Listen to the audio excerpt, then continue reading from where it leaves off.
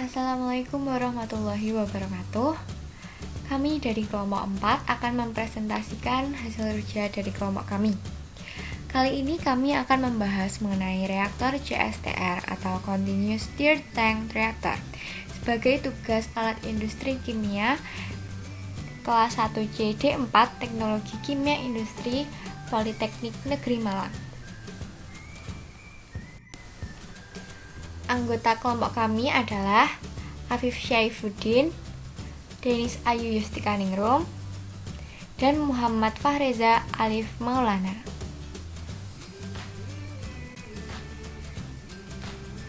Reaktor CSTR atau Continuous Stirred Tank Reactor biasa juga disebut dengan back mix reactor, mixed flow reactor, atau Continuous Flow Stirred Tank Reactor.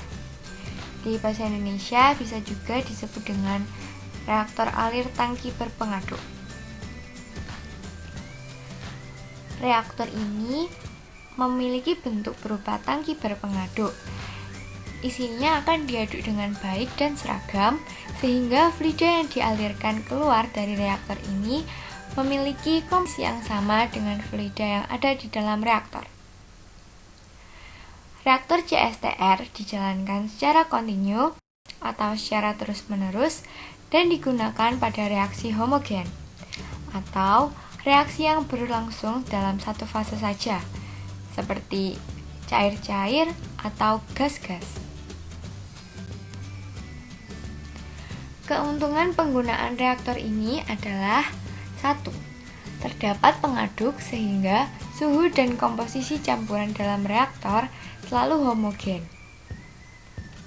Jadi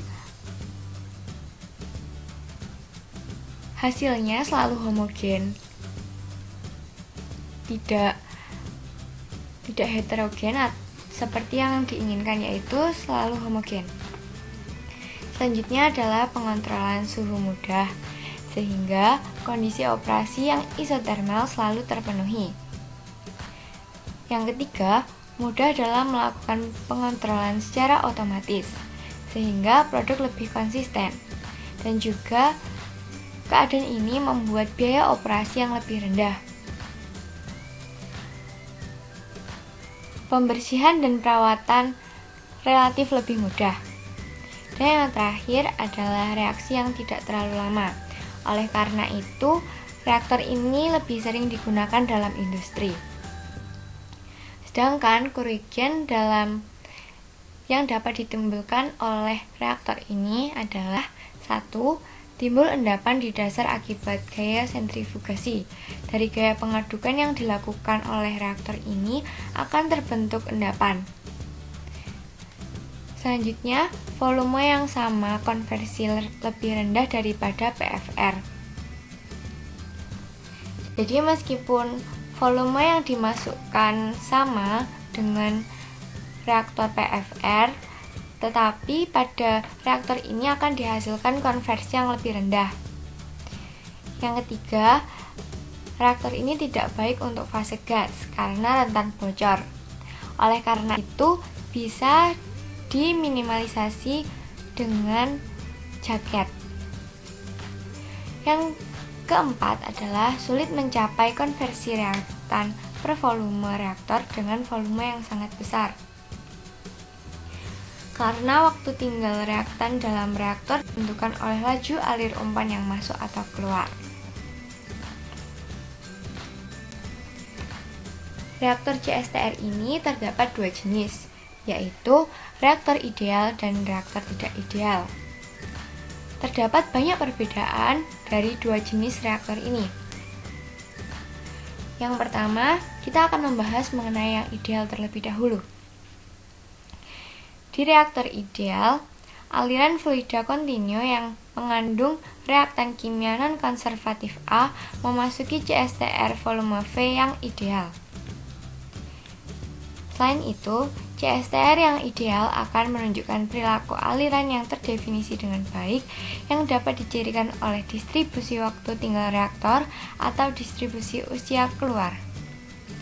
Sedangkan pada CSTR yang tidak ideal, Perilaku hidrolik non-ideal umumnya diklasifikasikan oleh ruang mati atau korsleting.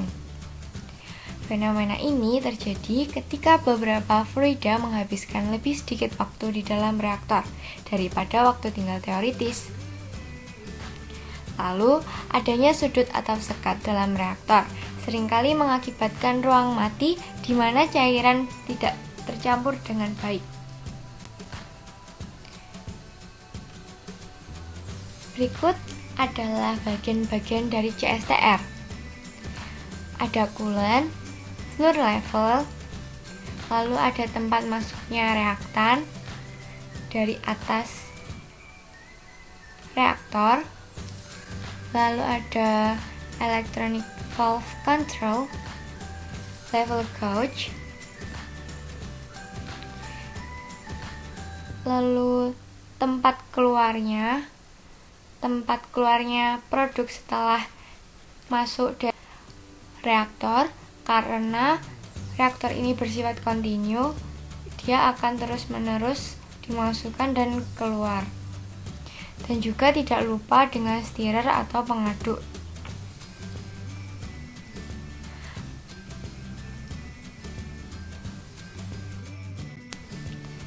Selanjutnya adalah tahapan prinsip kerja dari reaktor CSTR.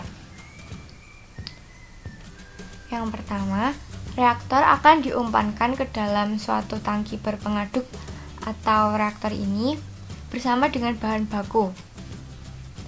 Lalu selanjutnya akan dilakukan pengadukan menggunakan pengaduk dengan cara menghomogenkan reaktan atau untuk menghomogenkan reaktan. Pengaduk yang digunakan biasanya dirancang sesuai dengan bahan yang akan diaduk, agar dihasilkan campuran yang sempurna dan reaksi berjalan secara optimal.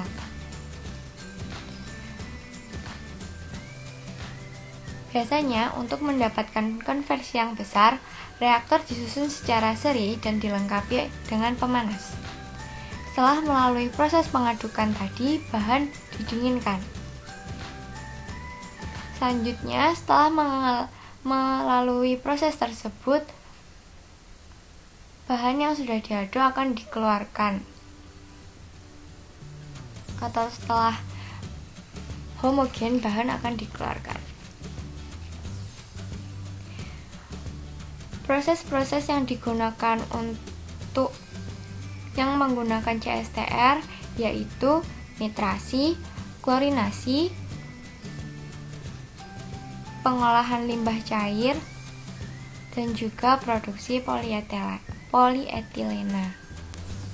Sekian dari kelompok kami, atas kurang lebihnya kami mohon maaf. Wassalamualaikum warahmatullahi wabarakatuh. Selamat belajar.